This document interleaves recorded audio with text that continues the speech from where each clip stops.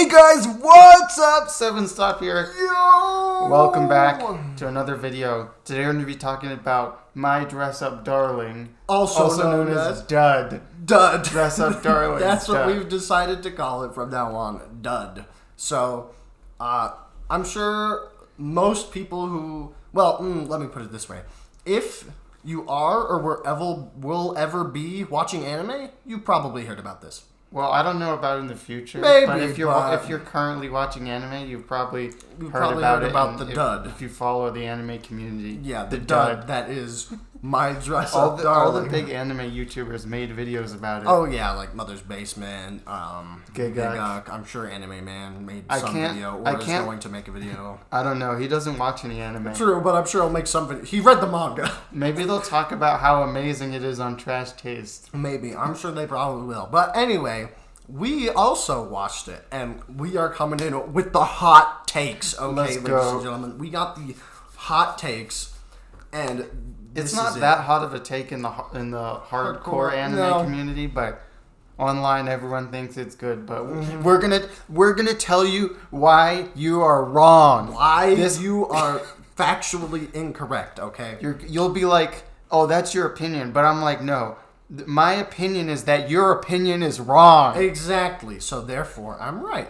Exactly. And that's how the nature of online argument goes. But anyway, on a serious note, we're going to talk about why we don't like it. If you like it, that's fine. Okay, yeah. Enjoy what you want. If you like it, you don't have to watch the video. You can just click off. Click off. But I find that anime people are like the least responsive to criticism. Like, people get really defensive. So if you don't want to watch the video, if you think you're going to be angry that we are criticizing this anime, then just click off. It's fine. And if you want you don't have to watch it. Hear us out. Maybe give us a chance and think, okay, maybe the show is actually garbage. If we make fun of it and seem mean, we're just trying to have fun and troll. Don't take it seriously. Yeah, don't take it seriously. And we don't think it's like the worst anime ever. No, honestly. So let's just preface this. We both gave it a 5. Personal enjoyment, I give it a 4, but yeah, I feel like I have to give it a 5 just because the animation is pretty like decent. Clearly a lot of work went into putting this, like bringing this to life on the screen. So yeah, I'll give it that. Now, let's get into trashing this piece of garbage.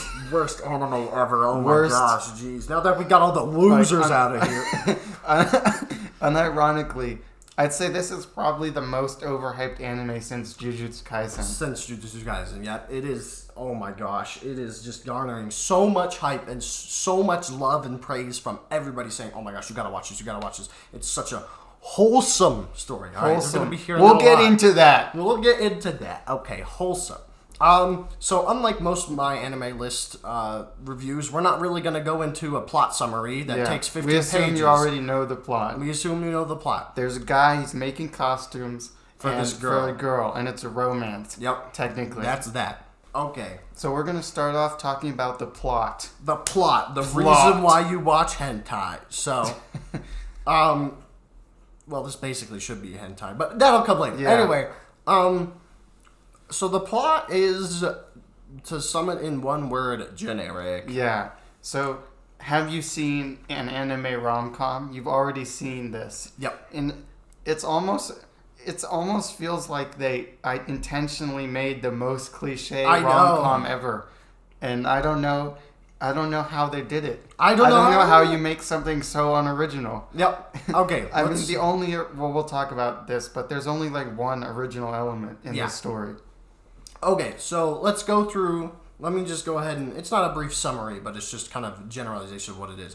So basically, there's this guy who is an absolute loner, friends. He has no friends. He, honestly, his friends are gone because he's that much of a loser. Yeah. And so he's really alone, and he's extremely boring.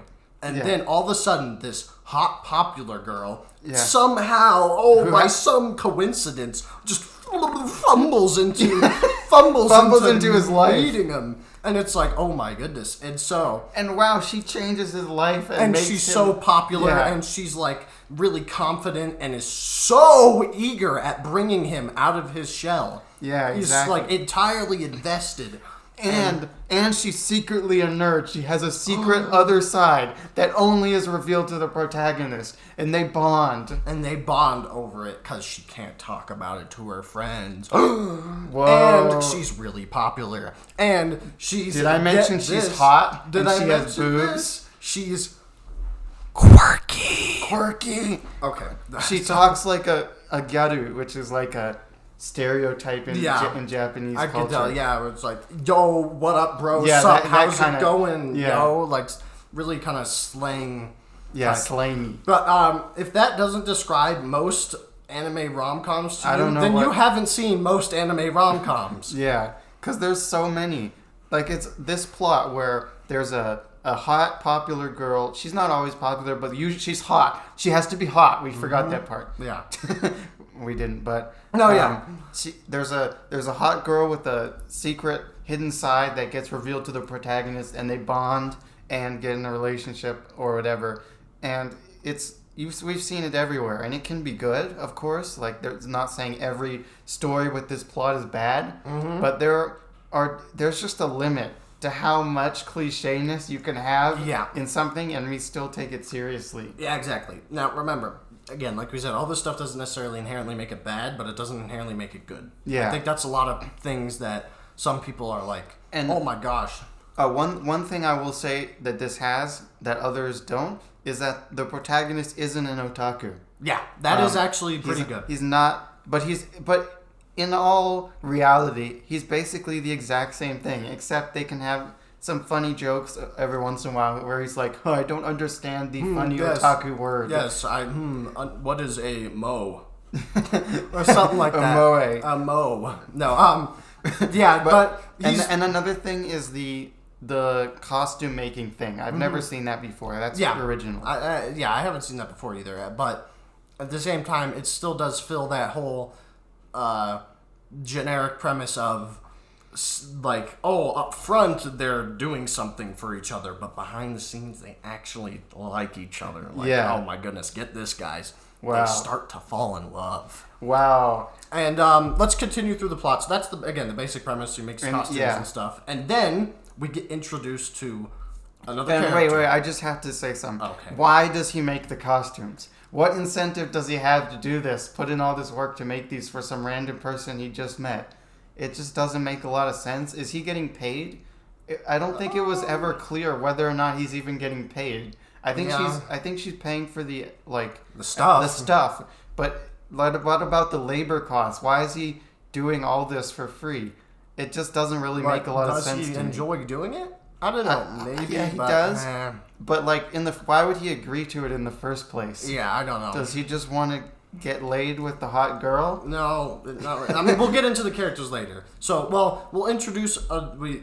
Continuing through the plot, he makes the stuff like that, and then we're introduced to another character, the lolly. Yeah. We'll get into the characters later, so we'll talk about that. But basically, the lolly gets introduced, and then the lolly's sister gets introduced, who's a MILF, I guess. Weird, I don't know, kind of. It's her little sister, but she has big boobs and looks older. And then the older sister looks younger. Get it? Wow. I've definitely not seen something like that. Thumbs up for that.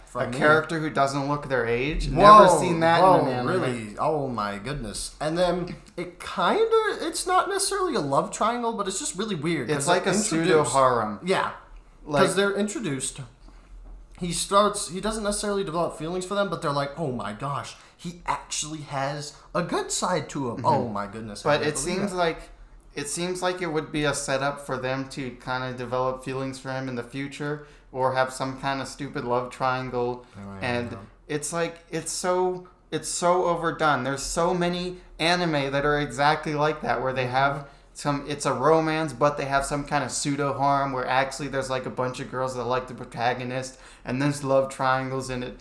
I don't know. It's so generic. Yeah, exactly. And there's always, when they make these manga, they need to have new girls to put on the cover so people will buy their manga. Yep. So they always put like a new girl character in to after a couple volumes, just so they can sell something, and that's what this feels like. Now, to be fair enough, again, we haven't seen what happens later. They could come back, but they come in, they do their thing, and they zip on out of the story. I think the manga is fairly new, so this is actually like most of the manga. Yeah, it's only chapter 80, I believe. Yeah. And this usually rom-coms cover about 40 chapters. So 40 to 50, so it's probably like half or more of the manga here. So, yeah, again, they show up, and we just don't really necessarily like that whole thing where it's like, oh, yeah, it's, again, pseudo-harem. And they start to like each other in a way, and it's like... And all his friends are girls. That's something... Every pseudo-harem is like this, where it's like they're not technically love interests, but they're kind of love interests. Yeah. And it's like... He's surrounded by girls, and it's just the generic incel fantasy of, oh, I wish girls would like me and hang out with me. And yeah, exactly. It feels like that. Interesting enough, side note, this is actually written by a woman. So I thought that was hilarious. Anyway, it's just, this is a big issue. So let's look at it's not necessarily a rom-com, but it's definitely a romance. A good one called Your Lie in April. So we have the main character. Obviously, he has the romance with the other girl. And then there's his friend who is a girl. And then there's his friend who, get this, is a boy. Whoa! Oh my goodness. Obviously the boy's there for a reason. There's a whole plot thing for that. But anyway, still, we really, really, really believe that there needs to be a friend for him. Some kind of friend, male character that he can confide in and that isn't like some self-insert fantasy hot girl likes me kind of thing. Yeah. I just want him to talk normally to some other friend. Yeah, and they could play off him and talk to him about romance and stuff like that, and it could develop the plot more. Yeah, exactly. Now, this is the thing. Most romances, again, usually have the other boy character, and then make a love triangle. But I just don't need that. Just have him as a friend. Yeah. Like, just have him be there and be like, okay, maybe he already has a girlfriend. Or maybe he's just not interested in Marin. Wow, what a concept. Guys aren't interested in every girl they see. Oh my goodness. But just give him someone else to play off of. Because, okay, you might be the most loser person of all time. Yeah. Again, that's even subjective. Everyone has friends. Everyone has someone to talk to. Maybe you could, like, have his grandpa be like a supporting male character. He could talk to his grandpa about romance, and grandpa be like, oh, back in the day, I seduced your grandma. Make funny jokes or something like that. Yeah, it could be good. And just give him some other male character for him to bounce off of. Yeah. Because it's just really, every single time he speaks to a female character, there's always going to be inherent romance in that. Yeah, or some kind of hint of romance. Exactly, no matter what it is. Particularly in this kind of show. Like other shows, it can work, but viewers are just so used to this harem love triangle crap that even if there's no romantic involvement, they're just gonna feel like, is this gonna be a harem? Yeah. Is this girl gonna like him? Like, what's gonna happen? Yeah, like, okay. Just to put this in perspective, there are only 2 main male characters. The other one's not even a main. Gojo himself and his grandpa. Yeah. That is it. Everyone else is girl. Yeah. Everyone else is girl. Is girl. Everyone else be girl. And it's just really frustrating. Okay, now that we talked about that, let's get to the end. And oh my goodness, we're gonna get to my 2 favorite quote unquote episodes. Wait, before we get to this, let's talk about the like other things like animation and sound. Yeah, I guess we could do that. Animation is pretty good. Yeah, it's really good. We'll have a whole section dedicated to fan service later. Yeah. But the animation overall is pretty good. Yeah. And something, in the top My Anime List review I told you about, he talks about how they use like photos in the background. That's something a lot of anime do to like save their budget, and I did notice it. I think he exaggerated a bit, but in the final episode, something that I found extremely jarring was that whole fireworks scene. The fireworks, that was all a video of fireworks from real life that was blurred to save on budget, and it was really distracting. Yeah, it was really weird. But the stuff that's actually animated looks really good. It's one of the best animated rom-coms I've seen in a while. Yeah. I mean, voice acting, for me, it was good. Yeah. I mean, there was nothing too crazy to comment about that. And then the sound, nothing to comment about there. There's just pretty decent stuff. The ending theme is pretty good, I think. Yeah, the ending theme's pretty good. The OP is fine, I guess. But Okay, now we can get on to my 2 favorite episodes. So this will lead into the characters now. We're gonna transition slightly more into the characters. So in the second to last episode, they go to a love hotel. Oh my goodness, hot funny. She didn't realize it. Oh my goodness. Wow. We'll talk about the characters in a second. But Yeah, that's just how ridiculous that is. So they go there, and then they like, oh, this is for pictures and blah blah blah and stuff like that, and then they're just messing around and stuff, and Gojo's like, oh my goodness, get on top of me, funny, and then she gets on top of him, and they're taking pictures and stuff, and blah blah blah. It's an obvious setup, and then like the lights go out or whatever, and then they hear the other people in the other rooms moaning and stuff, and then like he starts getting a boner, and then he's like, oh my goodness, oh stop doing it, and then he like grabs her, and then they're like about to kiss. And then, oh no, the phone rings. The phone rings! No! As if the show ever had the balls to just let them kiss right there. Yeah, right. Yeah.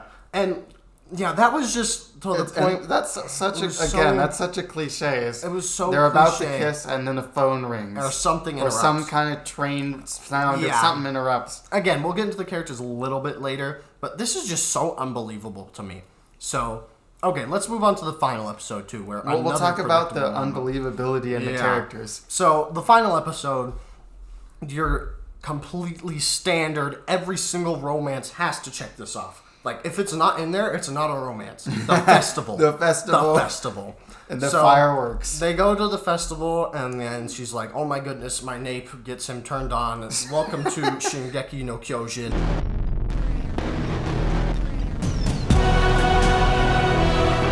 Yes. And then Levi shows up. Anyway, no, they go to the festival, they do the typical festival stuff, I like food, blah, blah, whatever, and then they have the final moment where they're like, oh my goodness, they bond together. It's like, oh my goodness, wow, the fireworks and stuff, and then they're both laying in bed, because she watched the horror movie or whatever. Mm-hmm. Anyway, they're laying in bed, and they're both really tired, and then she says it, I like you. Oh my goodness, the reveal! But no, he's asleep. Guys, oh guys, so I have never seen such a tragic scene where someone confesses, but then there's some reason the other person couldn't hear it.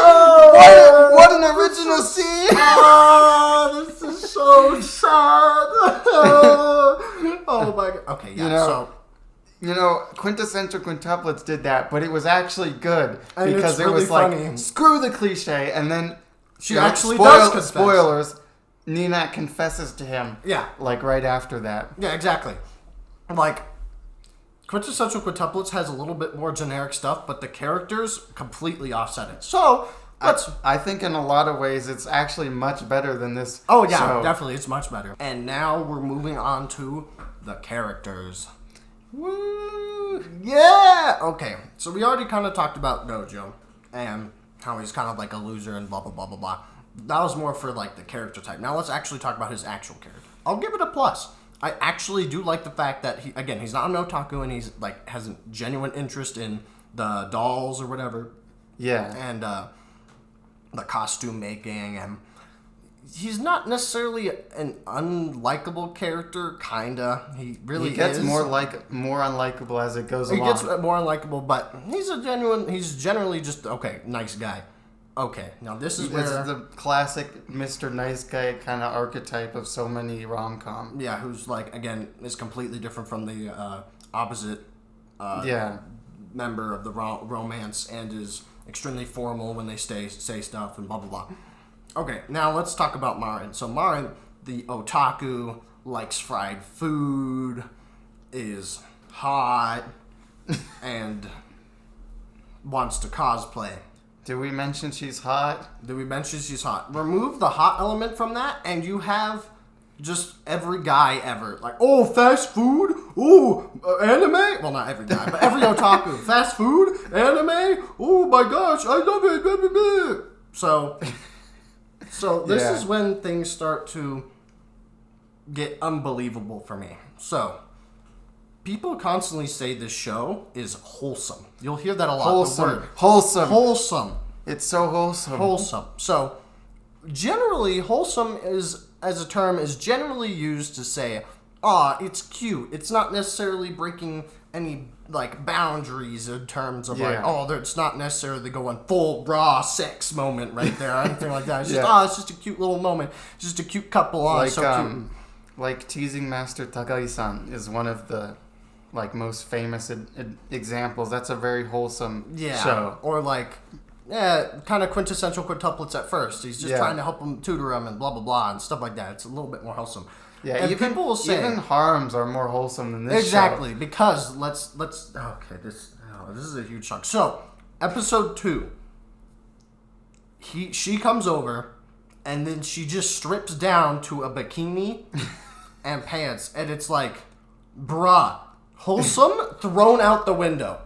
Yeah, she just has no sense of what's awareness, acceptable. Self-aware. Like no self-awareness at all. Like if I just strip down right here, that might make him uncomfortable. Yeah, exactly. And this isn't really appropriate to do in front of someone you don't know. Exactly. Like, it's just so, especially in the later episodes, it gets just so unbelievable because Gojo's over here. It's pretty classic. The main male character gets really flustered and stuff. But this is like another level. Okay. So, yeah, the main character gets flustered, and the other character is kind of oblivious. But this is the problem. Since the main character who gets flustered isn't an otaku, the character who is not self-aware is the otaku. Yeah. And this breeds the problem where it's just completely unbelievable that she wouldn't be like, I've seen that in anime before. I've seen this before. Or that she'd realize that she's being extremely unaware. The show has no self-awareness about how ridiculous it is. Yeah, about how ridiculous the characters will act. Because Marin, there's no way, like, literally in another episode, she, like, opens the door. She's like, oh my gosh, I'm sorry, I'm not dressed or anything and stuff like that. She doesn't have a bra on. And then she's like, I forgot my contacts. And it's like, you're really going to say that? That is just so unaware. Yeah. It's insane. Again, especially for a character who's like read tons of manga and anime. It's been shown that she's an otaku and she's clearly like read and played and watched all these porn games and all this kind of stuff. So she should know that this is like kind of going to turn him on or something. Exactly. Like have a little bit of self-awareness. Yeah. And so Gojo over here, this is, oh my goodness, this is my favorite part. Gojo gets completely flustered. Okay, yeah, usually every guy does. But this is just unbelievable. Yeah. Usually they're like typical guys are like, oh my gosh, I'm sorry, yeah, geez, that was just really weird. But Gojo is just like, it's like he loses all control. Yeah. It reminds me of Rent-A-Girlfriend. Because in the manga, the main character is so flustered so often that you never get to see him drawn normally because he's always drawn flustered. Exactly. It's just so funny. It's almost and it's like that. For him. Like, it's just 24/7 almost, where he's just like, I'm sorry. But at the same time, sometimes it just randomly turns off. Yeah, and he doesn't notice anything. I guess I'll have to get serious about this. And then he does. And then Marin is like the opposite. Like, usually she's calm, but then suddenly the switch gets flipped, and now she's like, all of a sudden. And then again, Gojo's like, what was that? And she's like, sorry, nothing. Oh my gosh, I love him. And again, this is just so unbelievable when it gets to the episode where they're in the bed hotel. Like, he literally asks her, Get on me. Get on me? Yeah, blah, blah, blah.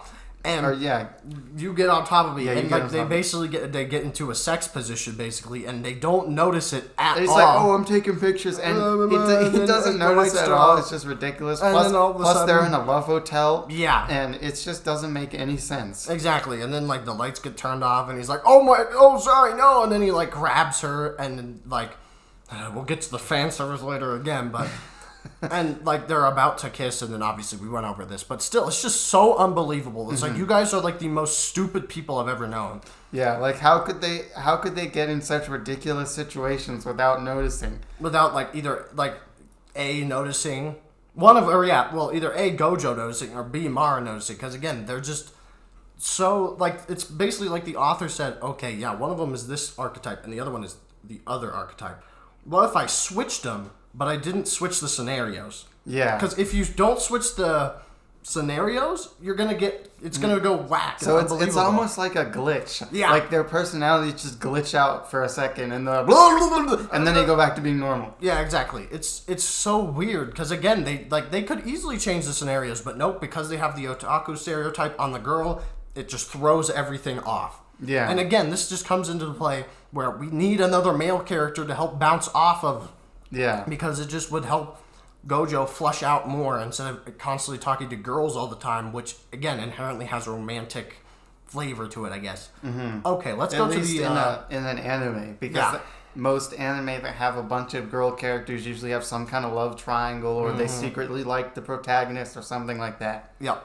Let's go on to the other two characters. I would say three, but the grandpa's just there to sometimes be a plot inconvenience when he needs to be. Anyway, let's first talk about the sister to the lolly. And sister to the lolly is really not that great. She's just kind of the typical, oh, I'm really shy. Oh, my goodness. I can't put this on because my boobs are too big. Oh, my goodness. Yeah. And then, like, the thing busts open. And, of course, we'll get to the fan service later, but, of course, there's a ton of fan service. Mm-hmm. And, again, she's really not too much of a character. She's just kind of shy, and she secretly wanted to cosplay as this guy. And then she does, and she's like, oh, thanks, Gojo. That's very cool. And that's that. It's just really very bare bones. Yeah. Not much to say about it. Kind of like, oh, man. I don't even remember her name. Now, let's get on to my least favorite character. And I just, this is just a general dislike of these characters. The lolly. But the lolly. I want to rage so much right now. The lolly character is such a brat. Okay, I get it. Lollies are supposed to be brats, but I just hate that about them. I hate that they're so cringy, bratty, and like stubborn, and they're like, oh my gosh, and there's like constant tsundere moments that get to the point of not being cute, but again, bratty. It's just it's ridiculous. Like, oh, I totally don't like you. All this stupid stuff, and like they're always really mean and rude. Every character in the show is a cliche. Mm-hmm. Like the lolly cliche, again, they're always really rude and kind of like abrasive, I guess, and just really mean and upfront about stuff, and just But then they have a moment where they're like, they bond with the protagonist, or he does something for them, and now they're in love. It's totally not like I like you or anything. It's just, oh my gosh, we've seen it before. And again, I just hate how bratty and rude she is, and she's like, she constantly doesn't want to cosplay with Marin, and it's just like really rude about it. And there's like a nice way to be like, oh, I don't necessarily want to cosplay with you right now. Okay, yeah, but no, they have to keep the joke going of, I don't like her. Yeah, the older or the younger sister is also a cliche, where it's like the shy girl with big boobs or something. Like, I've seen that before a lot of times, except usually it's the older sister, but this time it's the younger sister. Get it? That's the difference. Yeah. Great. Okay, now that we've covered all the characters, I think it's time we move on to the big one, the fan service. And we kind of skipped over the wholesome part, but we'll talk about that again here. In the fan service. So, like we mentioned earlier, Marin strips naked in front of Gojo. And in this moment, for some reason, it's Sakuga. Okay, now usually Sakuga for action shows is like when a fight happens. Like, for example, the Tanjiro versus Spider Guy. Yeah, or Demon Slayer. In the most recent Ranking of Kings, spoilers for Ranking of Kings, Boss versus Boji or something like that. Usually, again, it's a moment of like, wow, this animation really shines for this one fight or something like that. This show has it for the fan service scenes. Yeah, whenever there's fan service, not well animated fights, well animated boobs. Yes, exactly. For some reason, and butt shots and pants and everything else. The animation quality, whenever there's fan service, just skyrockets. They were like, okay, guys, we really got to animate this one. Which can be kind of humorous if the show was actually self-aware of how like ridiculous and cliche it was. Exactly. But it's not at all.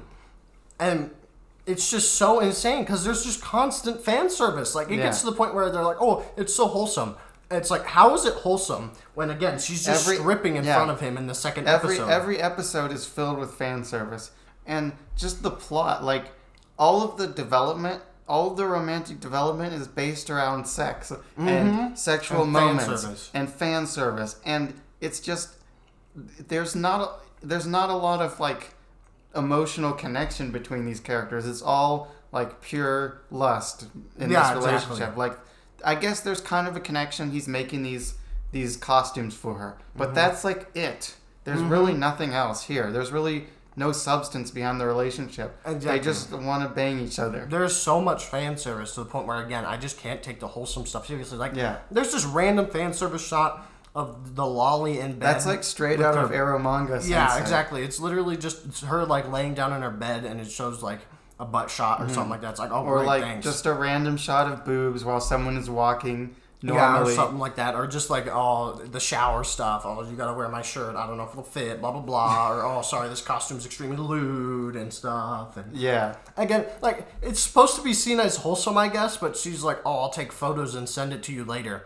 It's like, okay, the music is like, oh, it's wholesome and stuff. Oh, she whispered it to him. But, like, imagine that. Oh, hey, yeah, I'll send you my photos of my lewd costume later. Yeah, that's OnlyFans. It's kind of funny, but it's not wholesome. No, it's not wholesome, so it's just nothing about the show really feels very wholesome to me. It just feels like a rom-com with a ton of fan service. Exactly. And again, I don't know why, but like the physics whenever it happens is really good. For some reason, it always is. And the animation is always good. Like for some reason, when like Gojo grabs her, it's really well animated. I don't get it. It's really weird, but. And, okay, you might say, oh, well, wholesomeness doesn't always matter and blah, blah, blah. But for me, a romance should be wholesome, because otherwise it's just a hentai. Because, like, the characters, again, like we said, just want to bang. Yeah, it's not like, I don't know, it's not like it needs to be wholesome to be good, but it's just not good. It's just very cliche. Yeah, exactly. Do we have anything else to rant about this anime? Pretty much every episode follows a formula. Pretty true. Like there's some kind of sexual encounter with the protagonist and the Marin, and they get in some kind of compromising situation, and he doesn't realize it. At first he's like over every tiny thing, and then when they get in an actually compromising situation, then he doesn't notice it, and then something happens. And then it triggers Mari to go, and then he goes, and then everyone freaks out, and then they're calm all of a sudden, and then at the end it's wholesome or something. Wholesome, quote unquote. I just did not necessarily have the best time with the show. It's just really, it's not that it was unfun to watch, because there's plenty of shows I've seen where I'm like, I just want to go watch something else. Please no. But this was just more of a show where it's just frustrating because I could see something good coming out of this. I really can't, but I don't know if I can anymore. Clearly, there was a lot of work put into it. Clearly, these people have talent in animation and stuff. It just not a very impressive story, in my opinion. No. Now, again, when this show first started, we both gave it a chance. We both watched, jumped on around, I think you started when it started originally. I jumped on around episode 2. Yeah. And we both were like, this could actually be pretty good if they focus on the more unique stuff, like the doll making or the costumes and stuff. But nope, they throw it out and it's just like, haha, ecchi moments. Yeah, it's like 90% ecchi. Yeah, and all of the romantic they throw in the lolly and stuff. And of course, he has ecchi moments with all of the other girls too, and it's just like a harem at points. At least that's what it feels like. And then it kind of goes back near the end to just being a romance between Marin and Gojo, but for a couple episodes I was like, is this going to be a harem? What is this? Yeah. And some people might say, I heard this a lot, I read this a lot in the forums and stuff on my anime list, but people are like, oh, you just don't like romances. All your favorites are seinen, that's why you don't like it. And we love romances, so I don't really think that's a factor here. No. I just like good shows, man. Yeah. If it's good, I like it. And that's my opinion, of course. Exactly. If it's good in my opinion. But and I like tons of romances. Like Kaguya-sama is one of my favorite shows, and Nagatoro is really good too. Nagatoro, the manga. Tonikaku Kawaii. I like Komi-san a lot. Yeah. Now, that's true wholesome. I like Komi-san, but I've only seen the anime. I thought the anime was alright, but I've heard it gets better from Sam. Yeah, and I read the manga and stuff. But same with Nagatoro. Like there's been these people are comparing it to those two shows, like Komi-san and Nagatoro, were the other two kind of waifu baity shows that came out in the past couple of seasons. But I think those two shows were both better. Yeah. Like, Nagatoro it gets a lot better in the manga, but even the anime, I liked it more. And same with Komi-san. Yeah, because mainly Nagatoro has actual legitimate wholesome moments. Yeah, where it's especially like, later on. Yeah, especially later on, where it's like, oh, I'm going to draw her. And by the way, even the freaking senpai from Nagatoro is more manly than Gojo. Even senpai. And he develops as a character, whereas Gojo is just a loser and an incel the whole time. Exactly. And yeah, senpai is grows up and he actually has other friends in the art club later on. Yeah, that's right. He has other guy friends he talks to. Yeah. Again, they're not really main characters. Those other girl characters aren't love interests. No. Like the one Nagatoro's friends. Yeah, they aren't love interests. They're just there. They're just characters, normal people. Exactly. And then Komi-san, Tadano is just a lot better, even though he's pretty basic and normal, nice guy and stuff. He's not a loser. Yeah. He just tries to stick up for himself. He's also he grows as a character as well throughout the manga. And then Komi-san starts out as with a communication disorder, and they both try and say, okay, yeah, let's figure this out together. Let's both grow as people and learn how to communicate better and stuff like that. And it's not like those were the greatest shows ever made, but they were both better than this show, in my opinion. Yep. So, do we have anything else? I don't know. I don't think so. So, if you want good romances, check out Nagatoro, Komi-san, Tonikaku Kawaii, Kaguya-sama. The Nagatoro manga is really good. Do the manga. Steins Gate's good. That's more of a seinen, but still, check it out. This season, literally this season, a romance aired that's way better and it gets no attention, which is Karakai Jouzu no Takagi-san, season 3. Oh yeah, Teasing Master Takagi-san. So check that out. So yeah, you should check that out. It was really good. And if you like this video, like it, debate down in the comments, throw arguments at us down in the comments. Come on, let's go to war. We don't. If you're just gonna call us names. Or cool. Or just be shut up, don't watch it. Don't watch it if you don't like it. Okay. Great. We have a big issue with that mentality. And it's... How is the genre ever going to improve? Yeah, I was going to say, how is anything going to get better if you always consume stuff that you like? And you never criticize anything. Exactly. Yeah. And also, we're not going into anime looking to hate it. No. We both went into this looking to like it. And we think there's good and bad things about it. That's why we gave it a 5. A 5 is an average. Exactly. It means there was about as much good as bad. Yep. And this is on the original meaning of these scores, not based on how they're treated today, where a 5 is an awful show and a 7 is an average. Mm-hmm. No, we really genuinely think this is an average show. Yeah, exactly. So subscribe if you want to subscribe and see more stuff too. Bye, guys. Thank you for watching. Bye. Bye.